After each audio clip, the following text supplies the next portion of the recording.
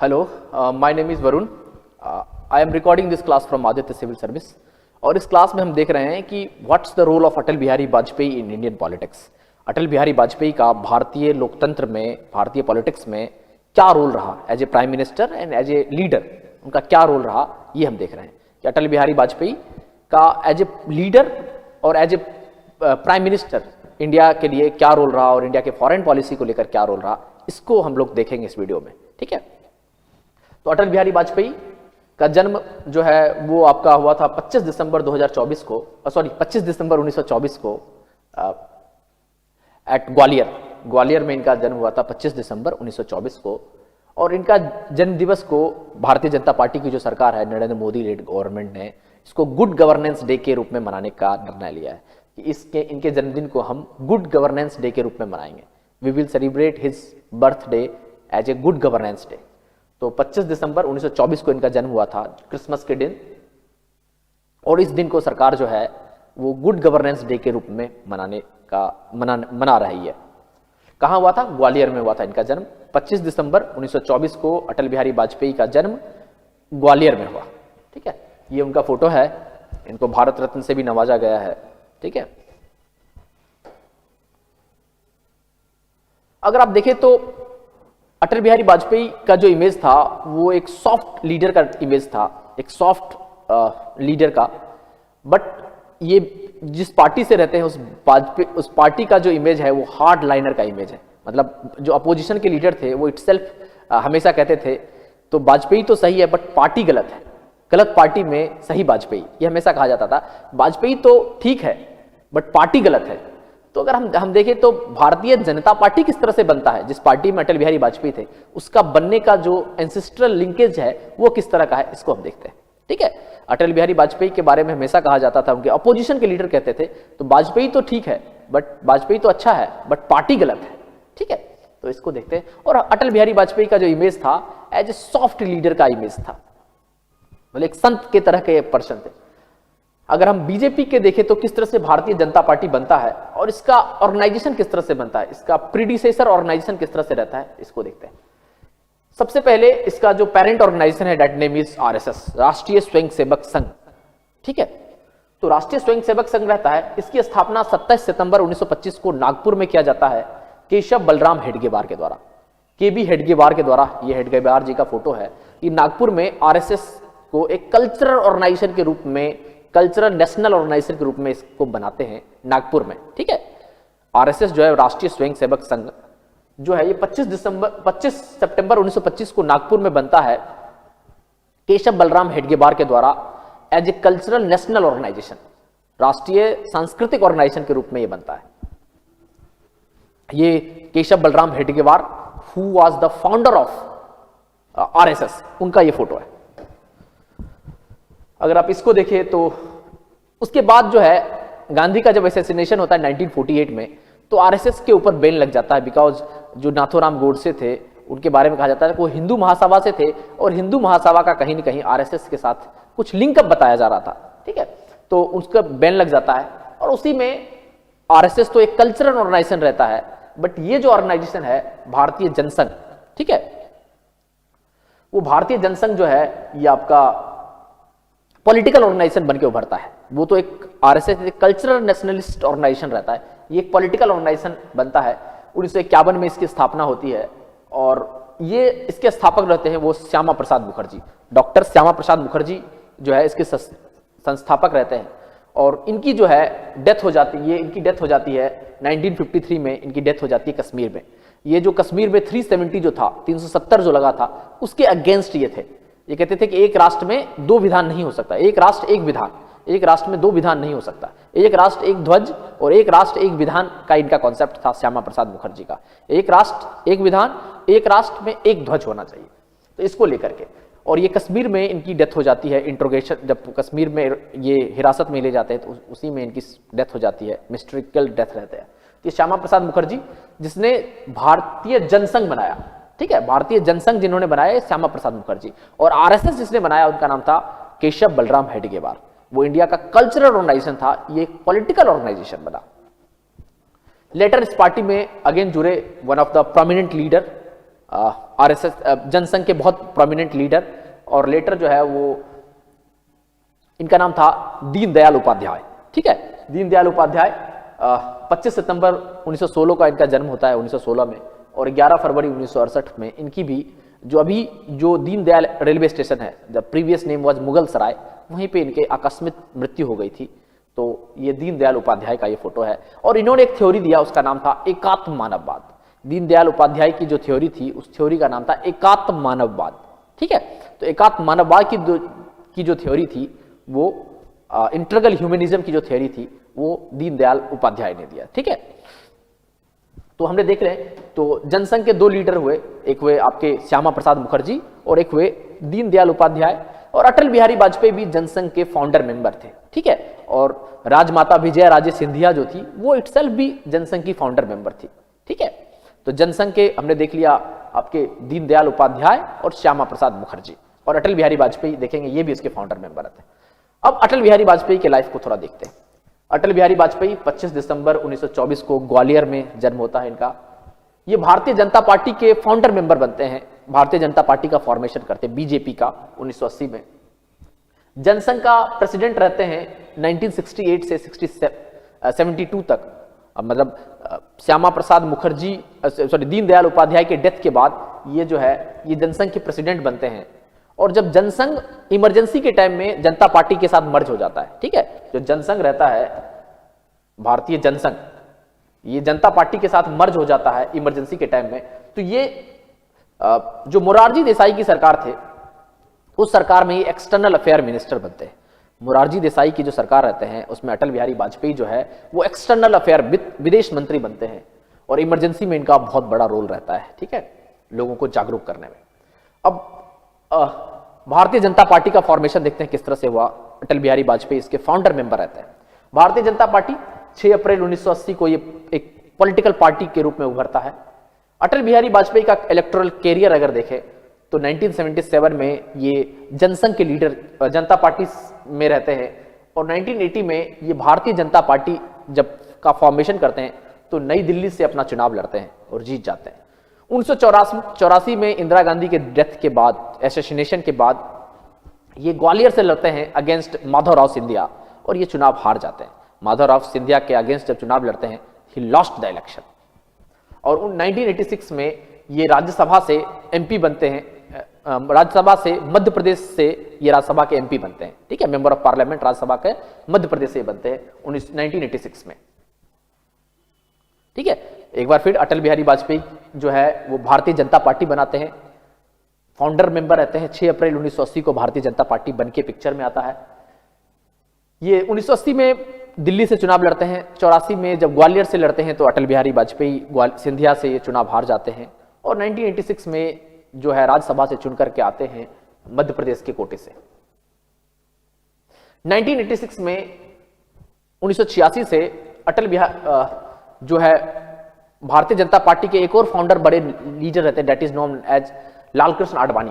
आपके अटल बिहारी वाजपेयी और लालकृष्ण आडवाणी जो है 1986 से हार्डलाइन हिंदुत्व की जो बीजेपी की जो छवि बनती है वो एक हिंदू नेशनलिस्ट पार्टी के रूप में छवि बनती है, और हार्डकोर हिंदुत्व की बात को ये उठाते हैं कि हम मंदिर बनाएंगे, इस तरह की बात, हार्डकोर जो हिंदुत्व की जो बात थी, ठीक है, उसको लेकर के लालकृष्ण आडवाणी बहुत ज्यादा अपनी बातों को उठाते हैं विद द हार्डकोर हिंदुत्व को लेकर।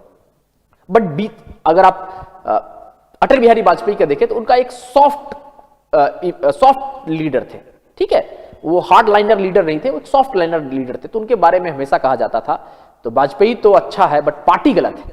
ठीक है, तो ये लेकर वहीं पर लालकृष्ण आडवाणी अभी का जो अमित शाह है उनके जैसा रोल था, this type of Amit Shah, और योगी आदित्यनाथ को आप कंपेयर कर सकते हैं। योगी आदित्यनाथ जो हार्ड कोर हिंदुत्व की जो छवि है, सेम उसी तरह की छवि जो थी वो लालकृष्ण आडवाणी की थी।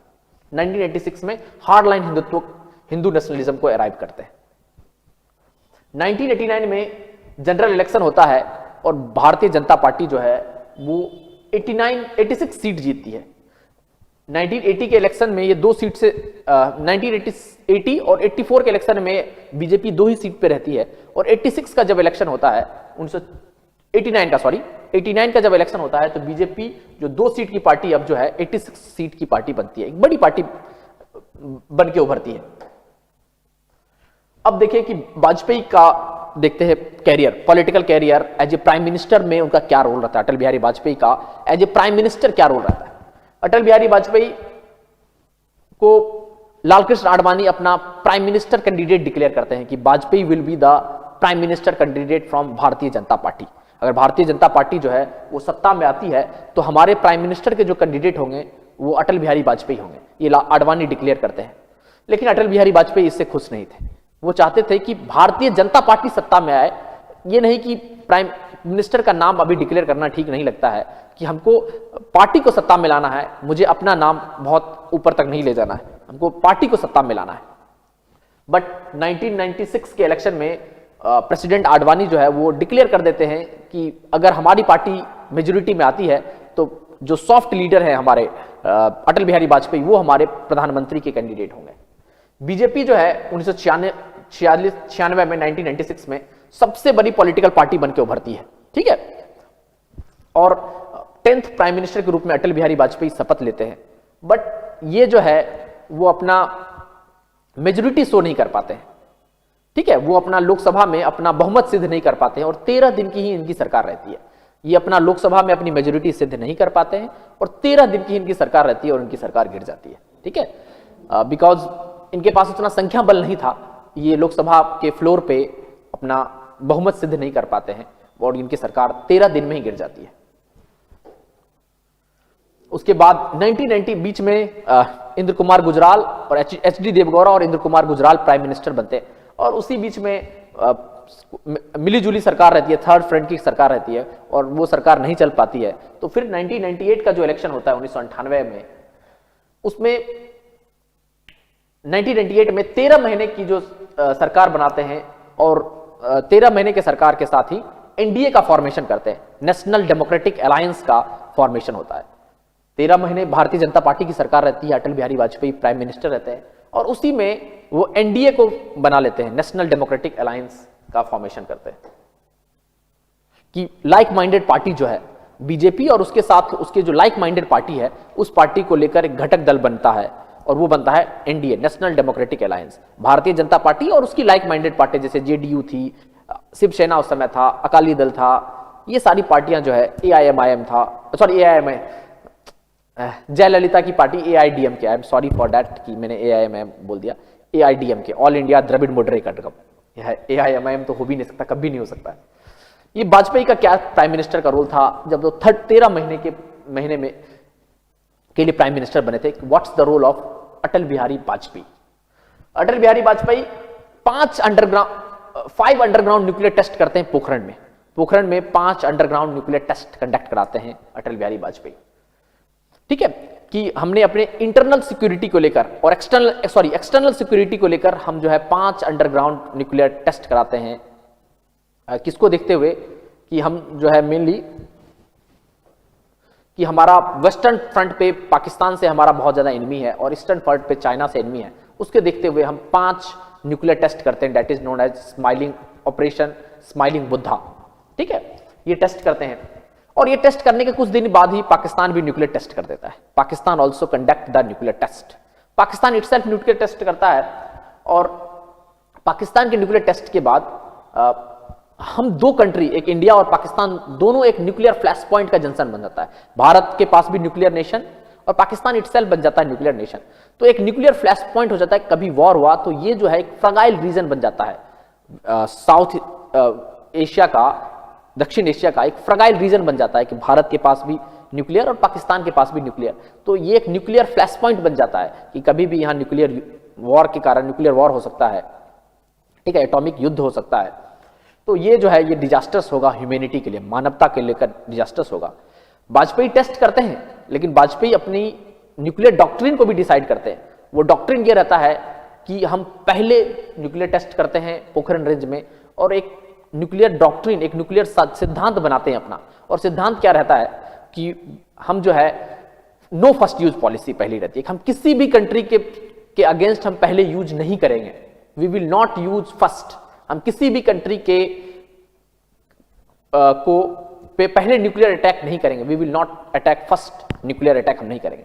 दूसरा रहता है कि हम उस कंट्री के ऊपर अटैक करेंगे ही नहीं जिस कंट्री के पास न्यूक्लियर वेपन नहीं है। फॉर एग्जांपल अगर आपका ले श्रीलंका है, हमारा अफगानिस्तान है, ठीक है, ऐसी कंट्री जिसके पास न्यूक्लियर वेपन नहीं है, आपका म्यांमार है, थाईलैंड है, ये कंट्री जो है जिसके पास न्यूक्लियर वेपन नहीं है, तो उस कंट्री के ऊपर तो हम अटैक, न्यूक्लियर अटैक नहीं करेंगे, ठीक है। जिस कंट्री के पास न्यूक्लियर वेपन नहीं है उसके ऊपर तो हम न्यूक्लियर अटैक करेंगे ही नहीं।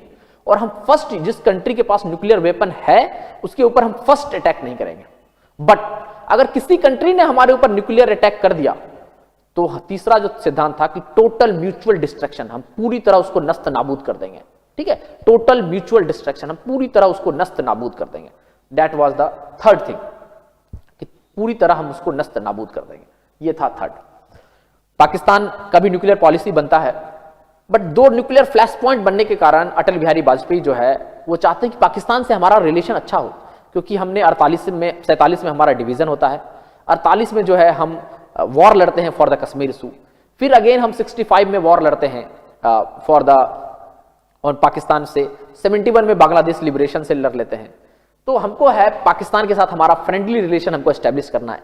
इसको लेकर अटल बिहारी वाजपेयी लाहौर बस डिप्लोमेसी होती है, लाहौर समिट फरवरी 1999 में होता है, that is Lahore bus diplomacy, कि इंडियन डेलीगेट्स को लेकर के जो बॉलीवुड के एक्टर थे, क्रिकेटर थे, जो हमारे सिंगर थे, हमारे पॉलिटिशियन थे, बड़े बड़े पॉलिटिशियन को लेकर के अटल बिहारी वाजपेयी और उनका डेलीगेट बस से अमृतसर से लाहौर जाता है, that is known as Lahore bus diplomacy.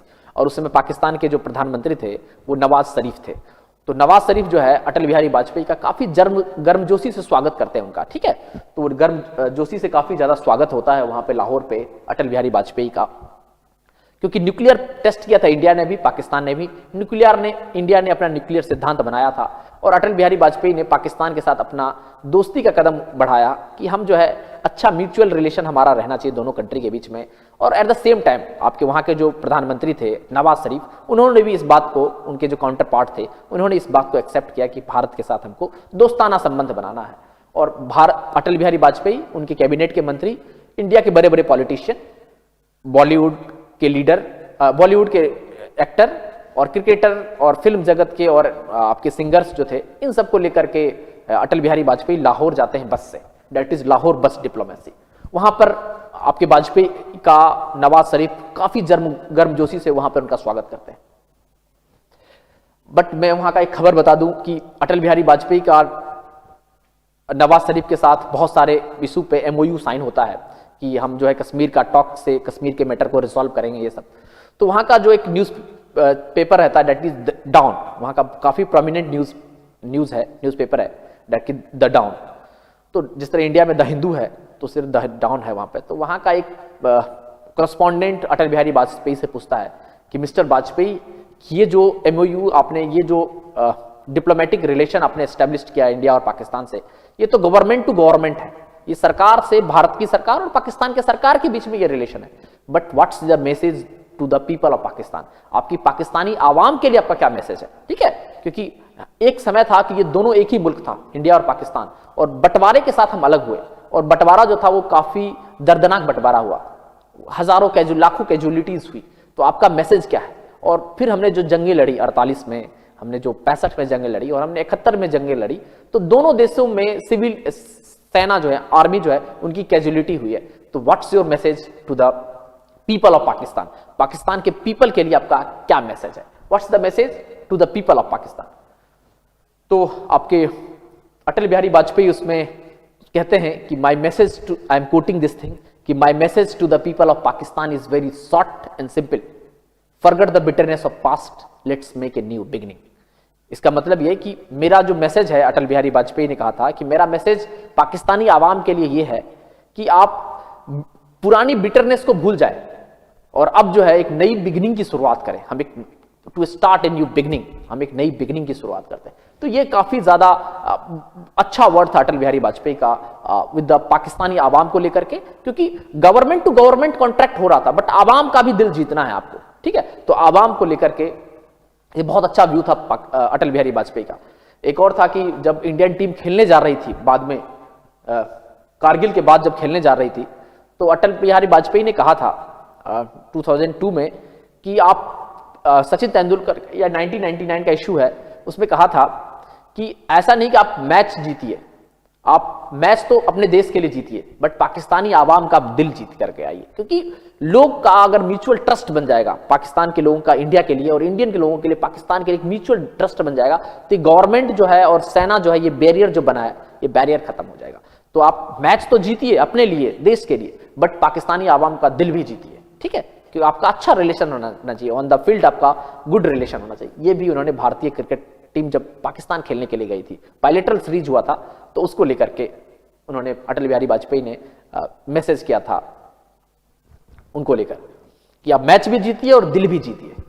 फिर अनफॉर्चुनेट हमारा लाहौर बस डिप्लोमेसी जो होता है फेल हो जाता है, और वहां के जो प्रेसिडेंट रहते हैं, that name was Pervez Musharraf, general Pervez Musharraf, वो कारगिल पे अटैक कर देते हैं, ठीक है। पहले तो ये पता चलता है कि जो कारगिल पे जो अटैक हुआ वो पाकिस्तानी सरकार बोलती है कि, और वहां का जो मिलिट्री रहता है वो भी बोलता है कि नहीं, ये हमारे पर्सन नहीं है, ये जो आपके जो कारगिल रेंज पे जो घुसपैठी हो रहा है वो घुसपैठिए हैं, वो पाकिस्तानी सोल्जर्स नहीं है, पाकिस्तानी रेंजर्स नहीं है, वो घुसपैठिए हैं।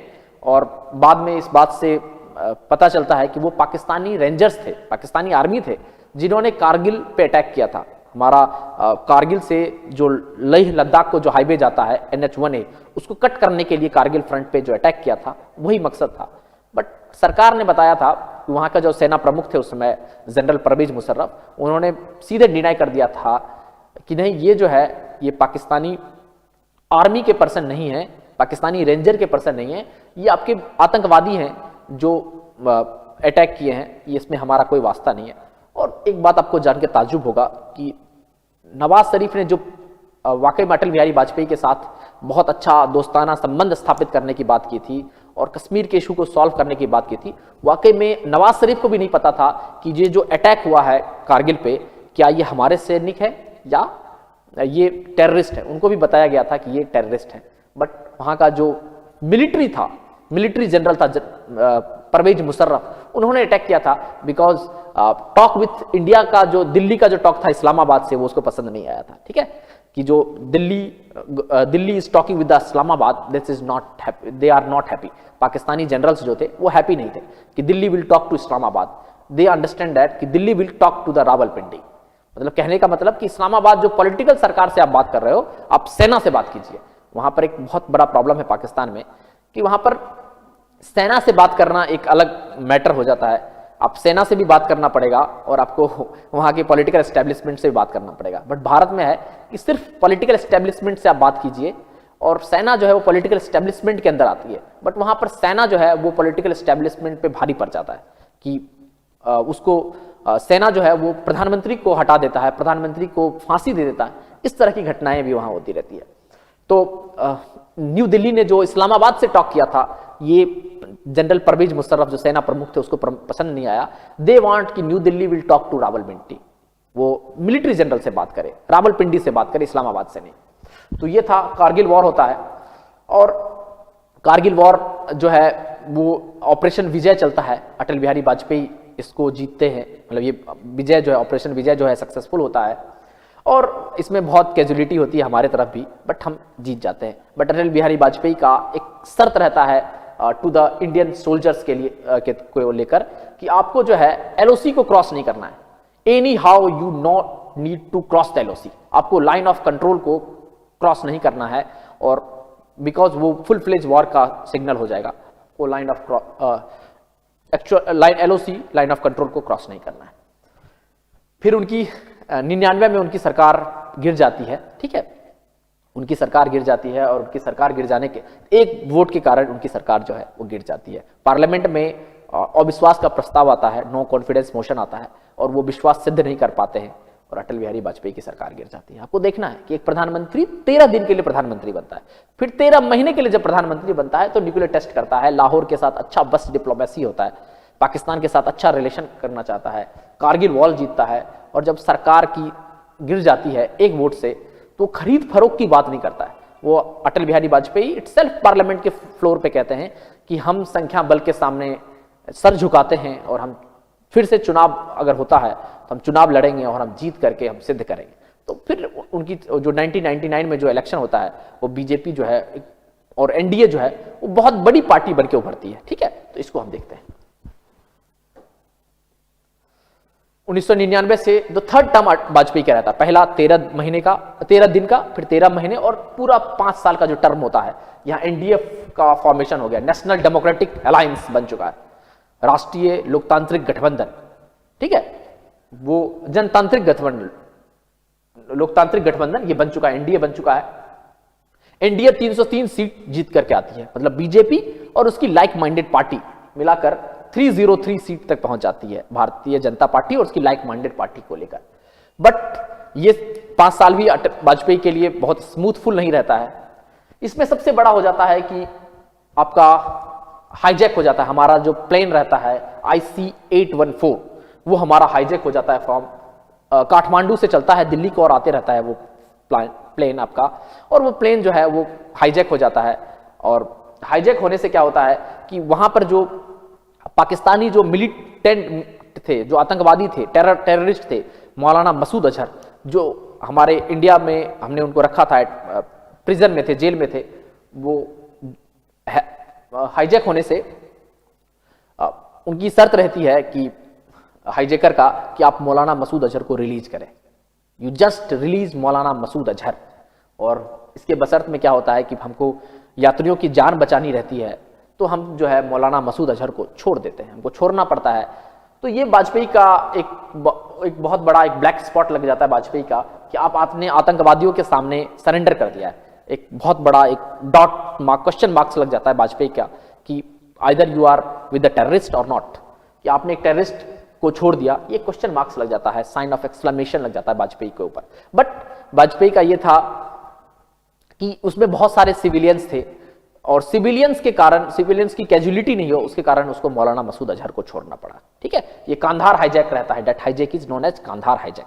ठीक है, ये किसके ऊपर मैं एक अलग से वीडियो बना दूंगा कि how was the Kandahar hijack. ये काठमांडू से एयरपोर्ट से फ्लाइट टेक ऑफ करता है और उसको उसमें आतंकवादी रहते हैं और उसको हाईजैक करके वो पहले उसको लाहौर लाते हैं और लाहौर में नहीं रुक करके वो पाकिस्तान जाना चाहते हैं, बट पाकिस्तानी सरकार डिनाई कर देती है कि नहीं, हम अपनी सॉइल का यूज करने नहीं देंगे। तो वो अफगानिस्तान के कांधार में जाकर रुकते हैं, वहाँ उसमें तालिबान का सरकार रहता है और वहाँ से ही हम मौलाना मसूद अजहर को वहाँ ले जाते हैं, वहाँ छोड़ते हैं 3 आतंकवादी को, उसके बदले में बाकी सिविलियंस को छोड़ा जाता है। ये था। उसके बाद इंडिया ने जो न्यूक्लियर टेस्ट किया था, यहाँ पे हमने देखा था कि India conduct 5 nuclear test, 5 underground nuclear test at Pokhran range.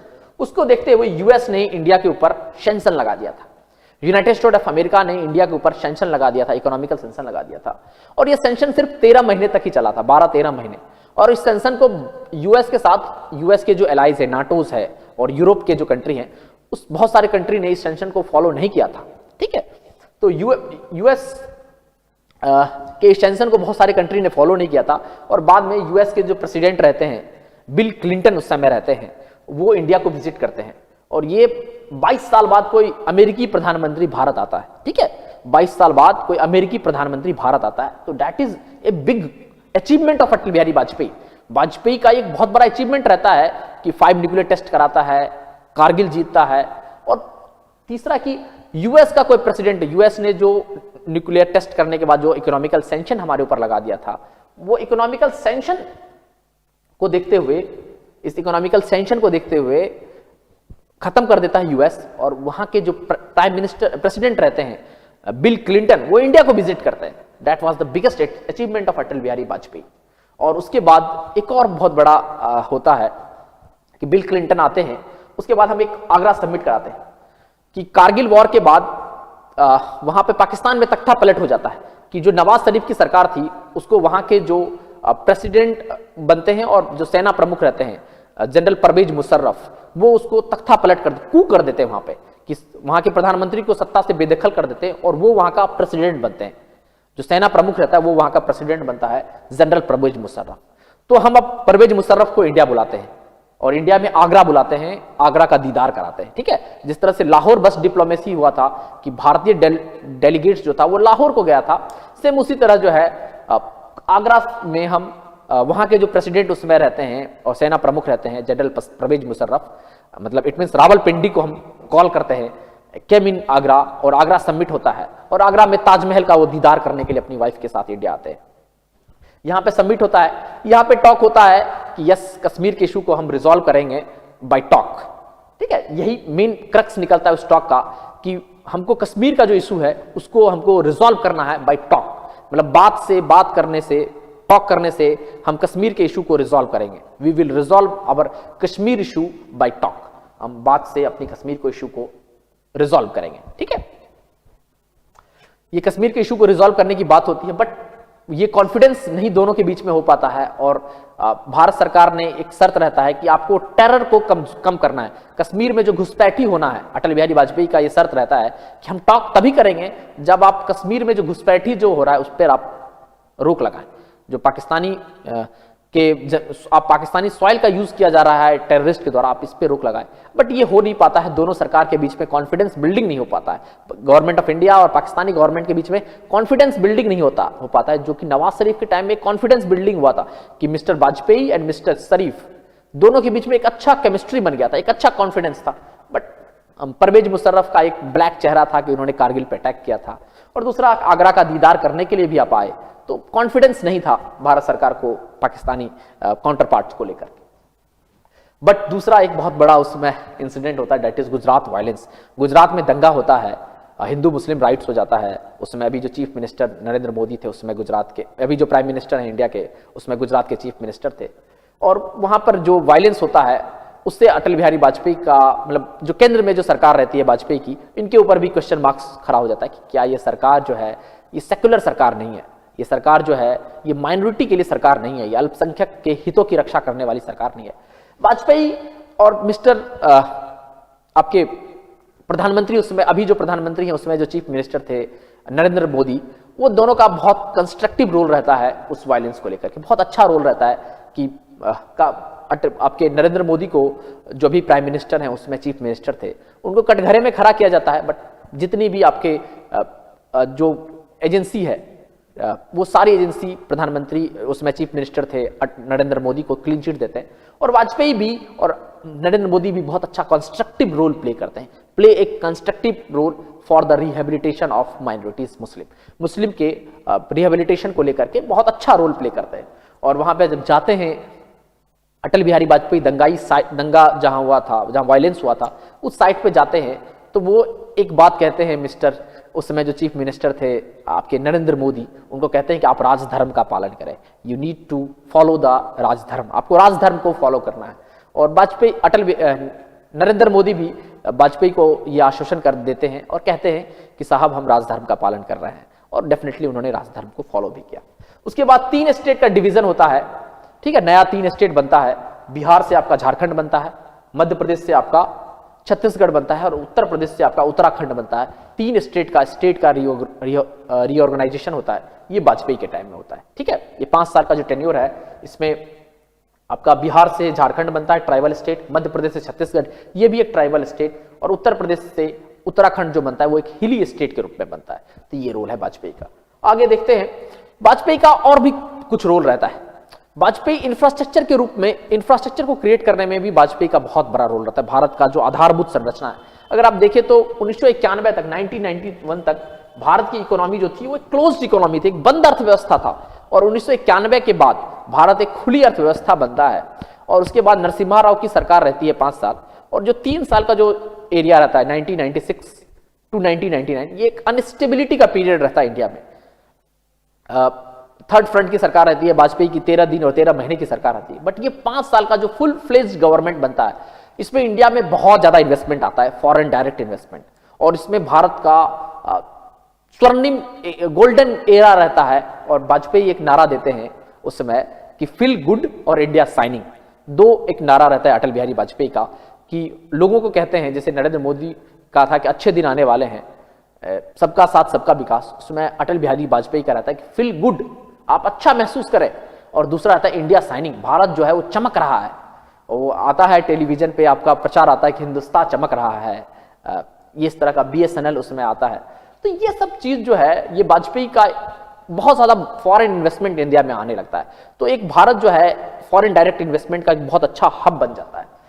Vajpayee infrastructure को लेकर भी बहुत अच्छा काम करते हैं। सबसे बड़ा काम करते हैं कि प्रधानमंत्री ग्राम सड़क योजना कि रूरल एरिया को मुख्य सड़क से जोड़ने के लिए प्रधानमंत्री ग्राम सड़क योजना इसको लेकर बहुत बड़ा काम करते हैं कि कोई भी गांव है, गांव को गांवों से जोड़ने का काम और गांव को मुख्य सड़क से जोड़ने का जो काम है वो प्रधानमंत्री ग्राम सड़क योजना को लॉन्च करते हैं। और ये जो है एक बहुत बड़ा फ्लैगशिप प्रोग्राम रहता है अटल बिहारी वाजपेयी का, जो आज तक चला आया है। ठीक है, अभी तक चला आया, जो 2002 में स्टार्ट हुआ था, 1 में स्टार्ट हुआ था, जो अभी तक 2022 तक चल रहा है ये। ठीक है, प्रधानमंत्री ग्राम सड़क योजना, गांव को गांव से कनेक्ट करना है या गांव को मुख्य सड़क से कनेक्ट करना है, प्रधानमंत्री ग्राम सड़क योजना। तीसरा करते हैं कि 4 महानगर है, दिल्ली, मुंबई, कोलकाता, चेन्नई, उसको गोल्डन क्वाड्रिलेटरल बनाते हैं, स्वर्णिम चतुर्भुज, दिल्ली, मुंबई, कोलकाता और चेन्नई को और बेंगलोर और हैदराबाद को, इसको जो है सड़कों से कनेक्ट करते हैं, दैट इज गोल्डन क्वाड्रिलेटरल। आप अभी बिहार से जो दिल्ली चले जाते हैं बसों से, और जो रोडवेज है वो अटल बिहारी वाजपेयी की देन है, गोल्डन क्वाड्रिलेटरल, स्वर्णिम चतुर्भुज। तो ये इनमें भी इनका बहुत बड़ा रोल रहता है अटल बिहारी वाजपेयी का in the construction of golden quadrilateral. और तीसरा जो सबसे बड़ा रोल रहता है और जो लास्ट जो सबसे बहुत बड़ा रोल रहता है इन द, जो बहुत दिनों से इशू रहता है कश्मीर को लेकर, जो इशू रहता है कि आप देखिए वाजपेयी लाहौर जाते हैं, why he went to Lahore, Lahore bus diplomacy क्यों करते हैं वाजपेयी?